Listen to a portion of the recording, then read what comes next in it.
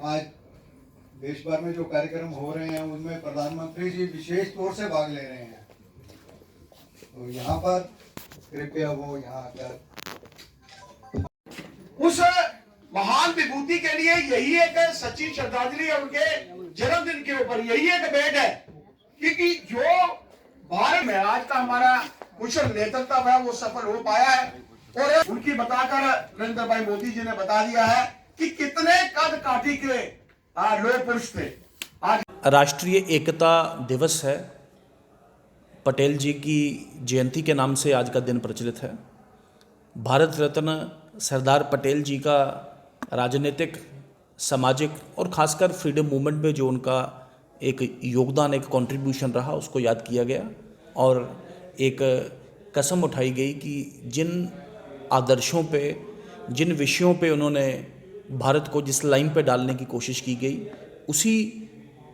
सीमा पे, उसी जिसे कहते हैं नक्शे कदमों पे भारत को चलना चाहिए। और हम सभी को, भारतीय जनता पार्टी के कार्यकर्ता, भारतीय जनता पार्टी पूरे देश भर में इसे राष्ट्रीय एकता दिवस के तौर पे मना रही है। और हम सभी भारतीय जनता पार्टी के कार्यकर्ताओं ने भी आपस में हमें ये मानना चाहिए कि हम सबके आदर्श हैं। और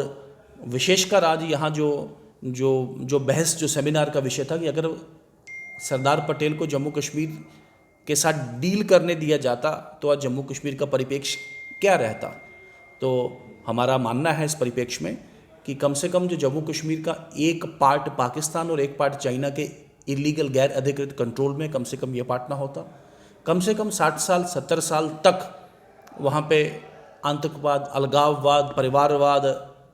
भाई भतीजावाद से जो इस जम्मू कश्मीर 6-7 दशकों में झेला है जम्मू कश्मीर में, कम से कम जम्मू कश्मीर में ये ना होता। और ये जो कहीं ना कहीं जिसे कहते हैं एक दमन, अराजकता की ये जो एक संस्कृति और एक सबसे बड़ा एक इसकी एक भावना जो जम्मू कश्मीर में उपजने का मौका मिला, कम से कम ये ना होता। तो एक भारत, अखंड भारत, श्रेष्ठ भारत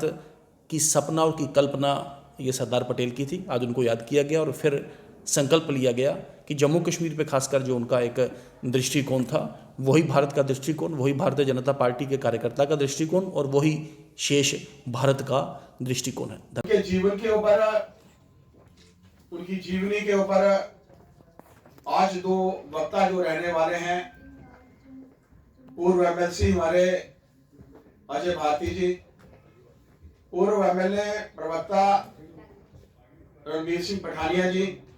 इस कार्यक्रम में उपस्थित प्रदेश पदाधिकारी, जिलों के पदाधिकारी, मातृशक्ति, दोस्तों, साथियों, सरदार वल्लभ भाई पटेल जिन्हें हम सब लौह पुरुष के रूप में जानते हैं, एक वकील के रूप में, एक बैरिस्टर के रूप में,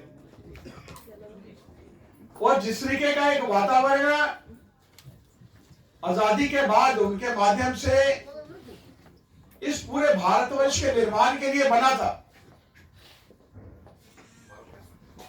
आजादी से पहले भारत जो था वो छोटी छोटी रियासतों में बटा हुआ था। और मैं एक बार अगर रिपीट भी अगर इस विषय को आप सबके सामने कर दूं इसमें कि हमने तो सिर्फ आपको बुलाया गया, लेकिन जो आज का विषय तय किया गया है कि had Sardar Patel been allowed with Kashmir, situation would have been different। तो जब मुझे पता नहीं, मैंने जब से होश संभाला, मेरे दादाजी जो खुद एक पुलिस ऑफिसर थे, धन्यवाद माननीय रजनीश जी,